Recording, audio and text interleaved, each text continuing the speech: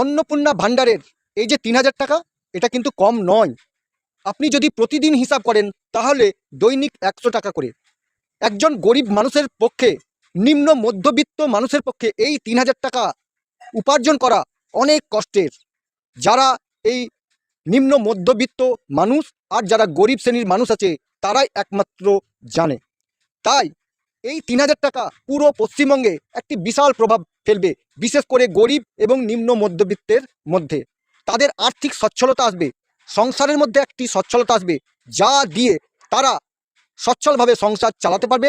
আবার তারা প্রয়োজন পড়লে এই টাকাকে ব্যবহার করে তারা নতুন আর্থিক উন্নতির সে ব্যবসা বা যে কোনো কাজ করে সেই ৩,০০০ টাকা খাটিয়ে আরও বেশি উপার্জন করতে পারবে।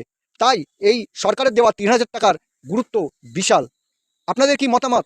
আমি ঠিক বলছি না বেঠিক বলছি? আপনারা কমেন্টে অবশ্যই জানাবেন। ধন্যবাদ।